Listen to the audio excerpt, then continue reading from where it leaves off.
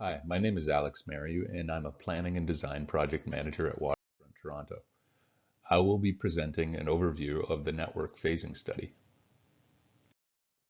The purpose of this study is to identify the Phase 1 funding and delivery of the Waterfront Transit Network. There are three important items to consider in terms of the context for the network phasing study. The first item to consider is the Ontario Line's impact on passenger route choice and forecasted passenger demand into the Union Queens Quay link and on Queens Quay East and West.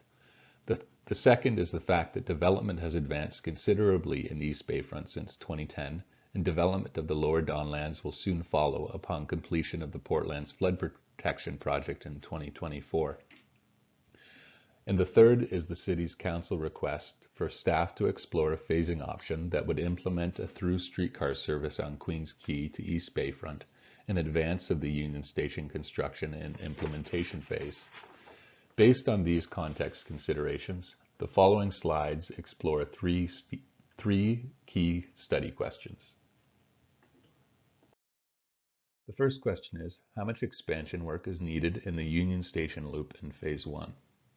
If you are not familiar with the findings from the 2019 Union to Queens Quay Link study and the recommended expansion concept, please watch the video on the design of the Queens Quay Ferry Dock Station for more details. The forecasted demand along the Union Station Queens Quay Link, even considering the impact of the Ontario Line, still has a demand that justifies the full Union Queens Quay Link concept at Union Station, as there are 3,000 plus passengers per hour estimated in the AM peak hour in the year 2041. The concept for the Queens Quay Ferry Dock Station is still under review.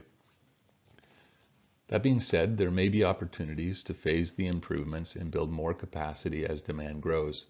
These phasing opportunities will take into consideration construction impacts, cost savings, and operational flexibility.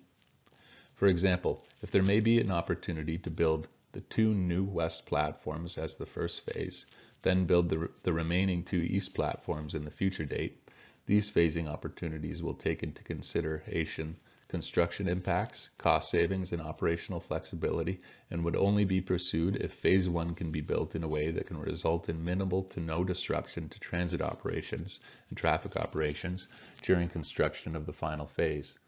The cost savings associated with this approach is also being assessed and would need to be substantial enough to justify the approach. The second question is, how far east should transit extend to in Phase 1? The map on the right-hand side of the screen shows the future Waterfront Transit Network from Union Station to East Harbour and south to the Ship Channel, as well as the future Ontario Line. Originally in the 2010 environmental assessment, we imagined that the Phase 1 of the network would come to a temporary loop in the vicinity of Queens Quay and Parliament Street. However, given that the Portland's flood protection work will be finished in 2024 and development of the East Bayfront is advancing considerably, it may be worthwhile for Phase 1 to extend beyond Parliament Street all the way to the Distillery Loop via the Queens Quay East extension. The study will also explore a Phase 1 that extends down New Cherry Street and across the new transit bridge, which is now in place across the Keating Channel, all the way to the Polson Loop. And finally, we are exploring a Phase 1 that delivers the network as far as East Harbour.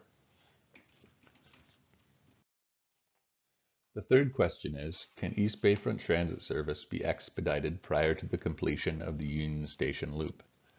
This was a question from the last council decision. There are two options the study team is currently considering. In option 1, seen on this slide, Queens Quay East would be built first and buses would operate in the future streetcar right-of-way while Union Station is under construction. The buses would operate on Yonge Street and a combination of Front Street and Wellington Street, providing a one-seat ride from East Bayfront to Union Station. This would be the condition for a few years until Union Station and Queens Quay Station are completed. In option 2, similar to option 1, Queens Quay East would be completed as well as the new streetcar portal, allowing an east-west through service bypassing Union Station while it is under construction. There would be a shuttle bus that transfers passengers from the Freeland streetcar stop to Union Station.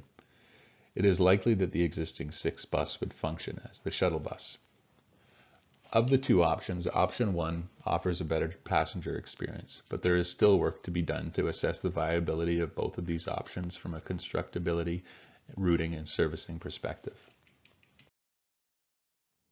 The phasing alternatives will be assessed using several criteria, including passenger connectivity, passenger experience, operations, network impacts, constructability, and alignment with proposed development. An economic analysis will also influence the evaluation, which will take into account travel time savings, ridership, impact on public land value, costs, and an impact to auto travel times. The next steps of the phasing study are to complete the evaluation and analysis of the phasing options, report on the findings, discuss with stakeholders, then present the conclusions at the next public meeting. This concludes the network phasing study presentation. Please be sure to attend our virtual community consultation meeting on February 17th from 7 p.m. to 8:30 p.m. and to provide your feedback through our online questionnaire, which opens on February 17th.